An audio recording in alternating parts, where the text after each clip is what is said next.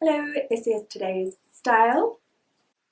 I'm going for warrior princess, going to a party or ceremony type look, but I feel like this would also work for a sort of fairy or, just everyday party look if you like. It's not terribly complicated and it looks really, really pretty. It's also very, very comfortable and stays put all day. All right? Okay, so for today's style, you will need a large selection of little bitty hairbands. You will need approximately sort of 5 or 6. To start off with, we're going to section small parts of our hair. So approximately like this. If I'm not looking directly into the camera, it's because my mirror is just behind the camera and slightly up. And it's not big enough for me to do otherwise. So approximately like that. And we're going to French plait this bit in a normal 3-strand braid. We start with a really small section and then add to both sides. Plait quite loosely. We don't want this to be tight, we want to add a little bit of volume to it later. So keep the plait quite loose. You can see that you can just push it up. And we're only doing sort of maybe 5 centimetres, 4 centimetres of plaiting. French, and then go to the end of your hair with a normal flat. Another way to add decoration to this would be to add something brightly coloured or gold or silver or pretty or whatever. I suppose you could use a white ribbon if you have dark hair. It doesn't particularly make much difference on me. And just plait it into these little plaits to make them a little bit more standout-ish. Tiny little elastic number 1. You don't have to secure these small plaits if you don't want to. They will just blend in with the larger braid if you don't, but I like to because I find that then I worry less about having enough time to do the next stages really. So get that out of the way. The next one is not going to be a French plait. I'm just going to take the next section of hair, not all the way down to my ear, just a small amount. There we go. This one I'm going to plait backwards.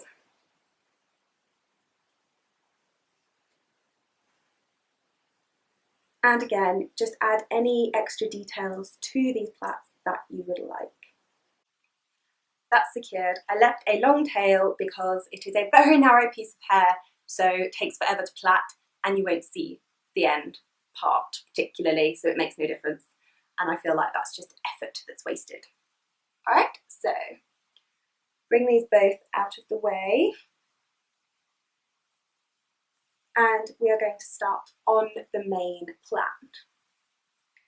Right, so I'm just going to give my hair an extra brush.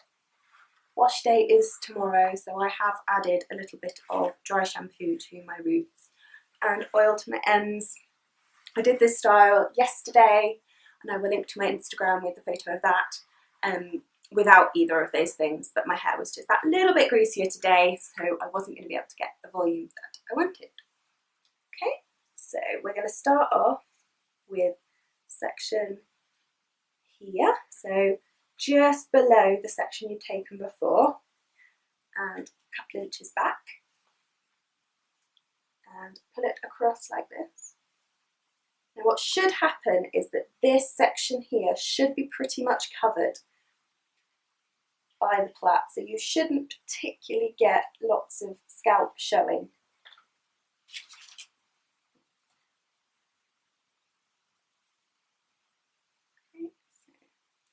Again, we're adding from both sides, so we're adding really small amounts from the front of our head, and then When we come to add from the back, I'm actually going to switch my hands over, from here. That's a big section and it's coming from the side. So it looks like it would be counterintuitive, but then we just wipe it over. And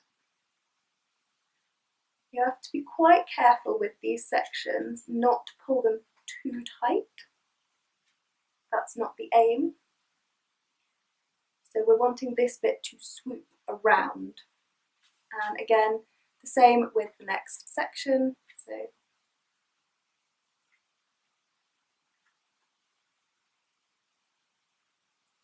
just finger brush it through, loosely plait.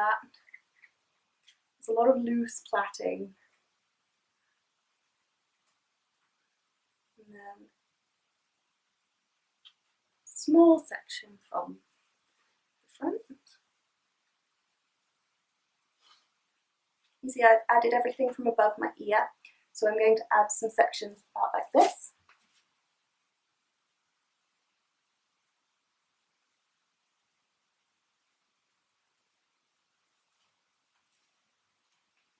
They're slightly smaller.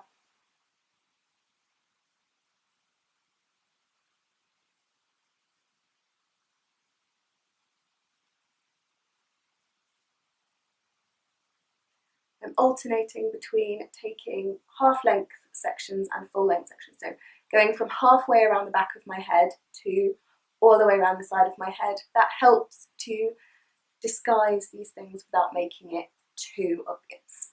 Okay, so pull this section across like this and then add this one over the top.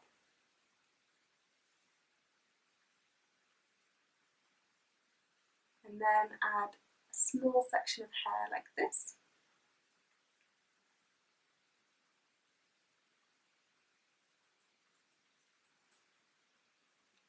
Then we're adding this section.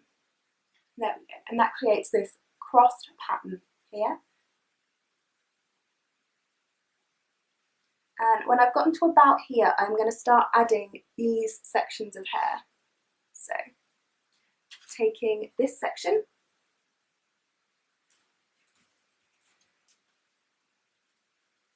because this makes it a lot easier to control the rest of the hair, and keeping it really loose. I'm also keeping my hands quite like this, so the plait is almost perpendicular to my head. And again, another section this time from the middle, so I'm not taking crossways sections, I'm taking lengthways sections. And then this is the last section of hair on this side of the plait, so that can actually be quite tight, that single section, just to hold that in place. And then the last one from the outside. There we go. Now you can see that this plait is almost standing out from my head at this point. That is the look we're going for. All of the focus of this style is on the front. Now there are a couple of choices when you get to this point. You can keep going with a 3-stranded plait, or you can start a 4- or 5-stranded plait by splitting these sections if you would prefer. Alternatively, you can add in a ribbon. You'd need to add it in about here just to get it, and use the ribbon as a 4th strand, so weave it through. And that looks very pretty. I'm going to continue on with my 3-stranded plait, because that is the look I'm going for. Leave a reasonable tail at the end. So we're leaving a longer tail than I usually would, because we're going to finish the ends in a nice, new, neat way. But first I'm going to volumise the plait. So, pulling very slightly. We made everything a little bit loose, but this just, you want to pull on parts of the strand, but not all of them. If you pull on all of the strand, all you'll end up with is a really loose plait. If you pull on just parts of the strand, that means that you get a really fluffy plait. So fluffing this tiny little one too. I'm leaving this section here pretty much as it is. We've got quite a bit of volume, and then focusing the rest from about here. Just keep going until you've got a good balance. The trick is to try and not do too much all at once, because you'll find that one section will just end up enormous and then you have to make everything else match.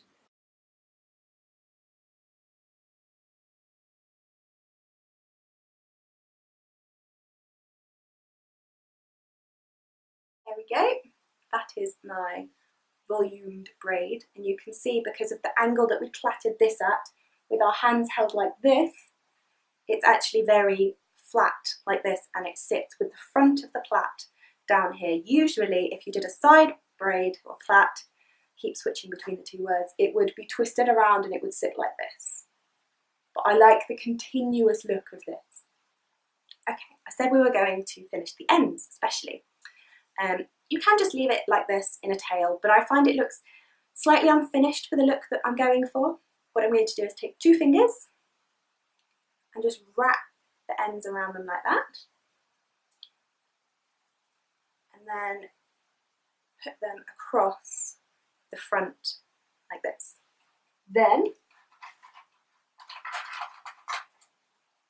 I can detach any of my tiny things from all of the pins.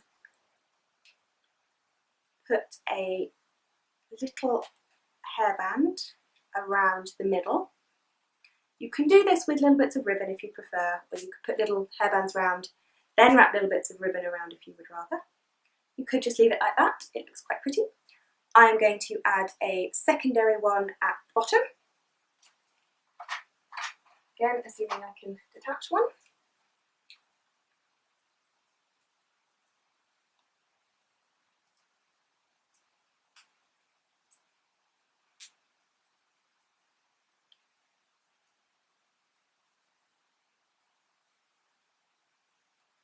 And just arrange that. And there you have it. Bring it a bit closer. I find this looks really pretty with this look. You could also then tuck it under like so and pin this to the back, and there you end up with just a fully end plait. I'll show you what that looks like. So you would take a pin, just take it in, put that in the wrong place, just below this first part, and then weave through like that, and it's secured. Check on this side, you've not got bits of pin showing. There we go. And there we have it. Partly what I like about this is that this gives a little bit of weight to the very end of the braid. It means that it swings a little bit, feels very sort of warrior princess to me, because I feel like if I turned my head round I would stab people with it. You could always add some bells or sort of something like that to the end, and you could thread some ribbon through the end loop. So you could wrap it around your fingers, thread some ribbon through that loop, secure it, and then you can tie something to the ribbon. And that would again, you could add little bells, you could add whatever you wanted. And you could also take some ribbon and thread it through.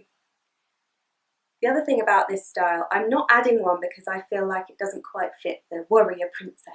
Could go off into battle straight after the ceremony type job, but you could very easily add a little tiara in this space here. It looks like it's almost designed for one. If you're going to do that, I would tuck the end, one end under this plait here, and the other end just into this plait here. And you just use your little bit of scalp here and just cover it up. And we've got a bit of volume just behind it, so it won't look too stuck on. And you've got something in front of it as well that you can give a little bit more volume to as well, if you would like. It's not the easiest of things to make stick up without lots of hairspray, but it does provide a bit of volume. I'm going to stop rambling and show you what the style looks like. Okay, here it is.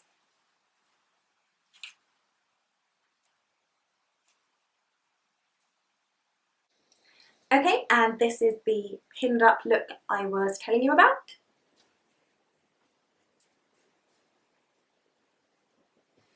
This one is a little more demure, a little less sort of flirty perhaps, but it's still very pretty, and your hair is actually fully out of the way. It might even fit under a helmet, I'm not sure. Alright then, and I've done it just by literally taking some pins and pinning the plait on. So it's not hugely secure, but it's still quite comfortable. Okay, happy styling.